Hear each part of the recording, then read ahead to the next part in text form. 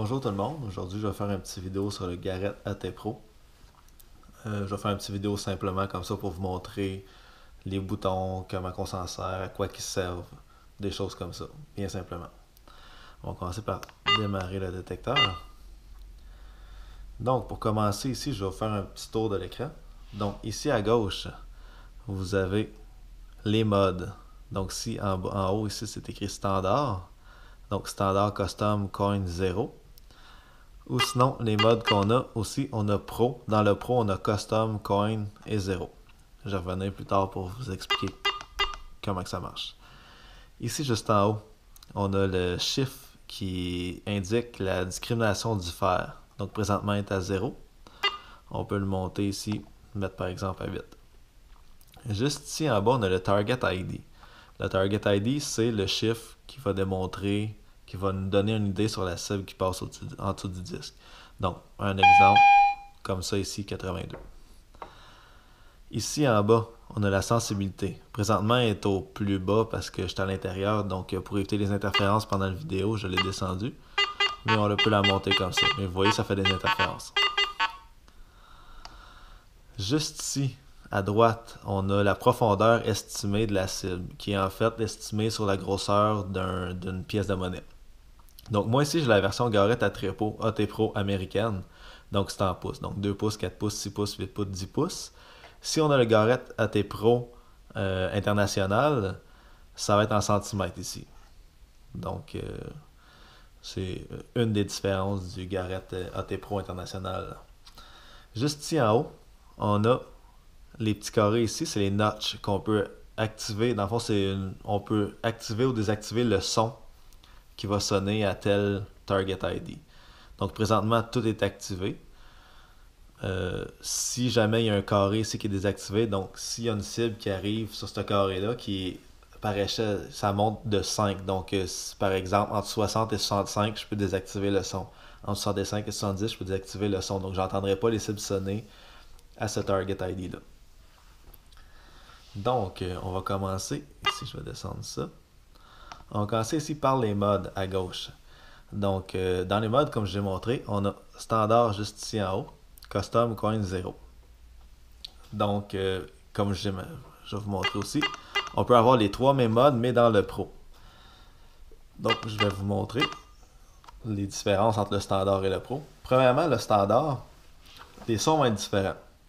Donc, peu importe la cible, la grosseur de la cible, la profondeur de la cible, le Garrett AT Pro va sonner tout le temps égal. Il va seulement se fier sur le Target ID pour donner le son.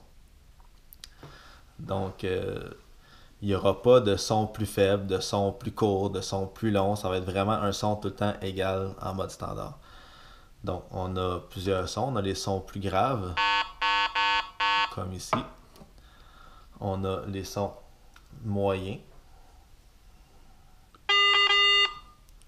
Et on a les sons plus aigus. Donc, dans le mode standard, comme vous pouvez voir, le son aigu, c'est un son de clochette un peu. Ça, c'est une question de goût. Il y a certaines personnes qui aiment et certaines personnes qui aiment moins. Dans le mode pro, comme je vais vous montrer, les sons sont un peu différents. Donc, comme j'expliquais dans le mode standard, la grosse différence, c'est le son. Donc, premièrement, il y a le son de petite clochette. Il y a aussi les sons qui sont tout le temps égaux. Donc, c'est dur de voir une différence de profondeur avec le mode standard parce que justement, les sons sont tous avec un gain égal. Donc, tout sonne la même, aussi carré, puis avec la même force. Donc ici, on a le mode Custom. Custom, qui le nom le dit, c'est un mode qu'on peut personnaliser. Donc, on peut jouer avec les notches. Ici, je peux, comme vous voyez, les notches, je vais descendre. Ici, de 50 à 55, si ça ne me tente pas d'entendre de 50 à 55, je m'en vais avec le petit curseur, le petit bouton ici, le curseur que je veux éliminer. J'appuie sur éliminer ici. Donc, entre 50 et 55, ça ne sonnera plus. Donc, je vais faire le test avec vous.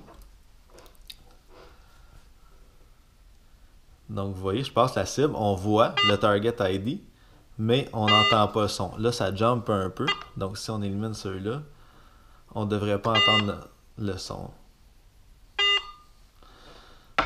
Donc, c'est l'avantage du mode custom, c'est qu'on peut changer les notches. Si on s'en va dans le mode coin ici, c'est un mode qui a été prédéfini avec les, dans le fond, les settings qui sont préférables pour chercher les pièces de monnaie. Donc, encore là, la discrimination du sphère, on peut la changer quand même. Donc là, d'origine est à 35, mais il y a moyen de la modifier.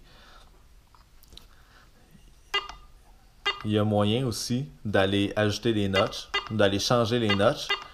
La seule différence, c'est qu'on ne pourra pas sauvegarder dans un mode coin.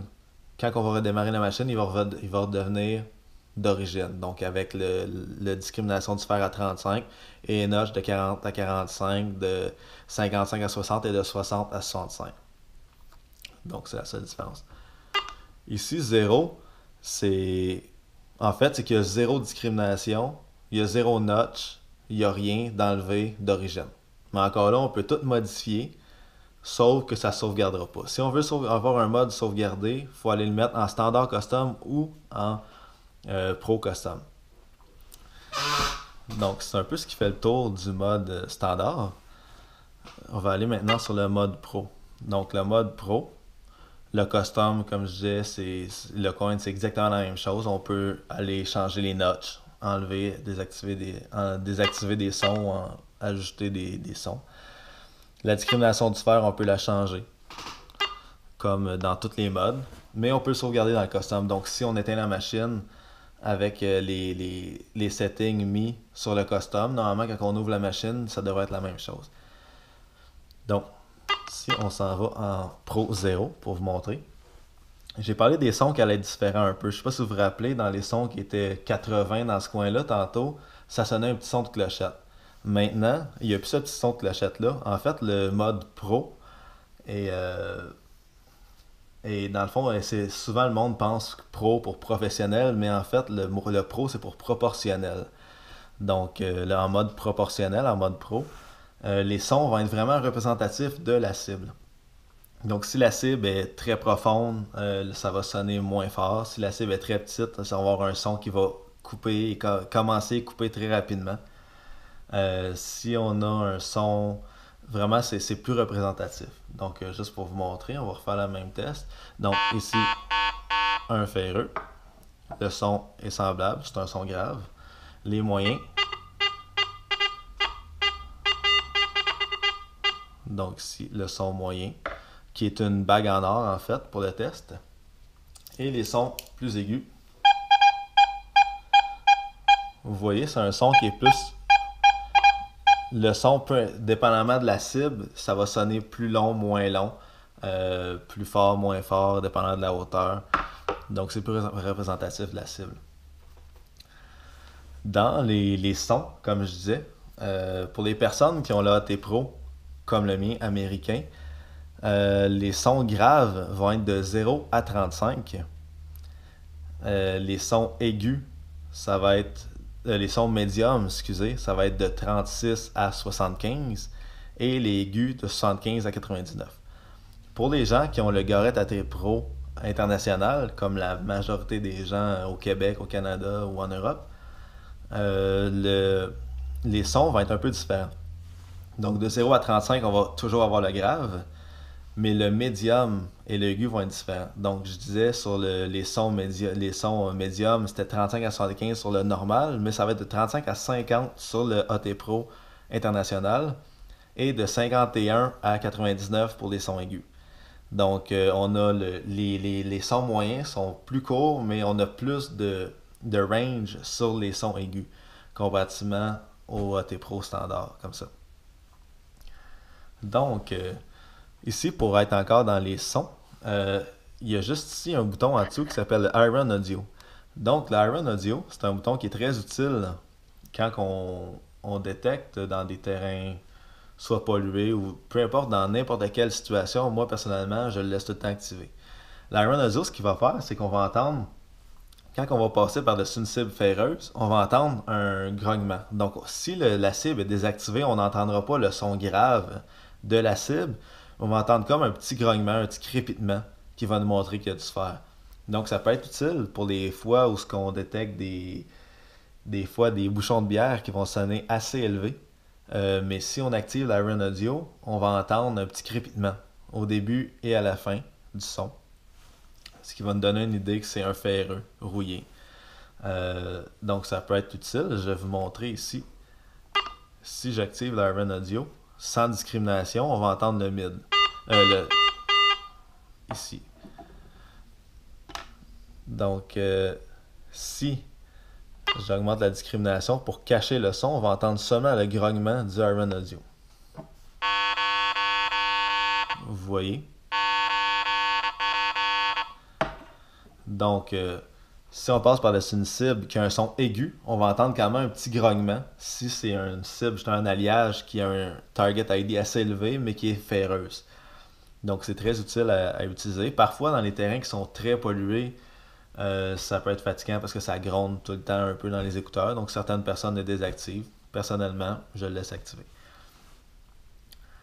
Donc, ici, comme j'ai montré tantôt, il y a les notches, la sensibilité qu'on peut monter.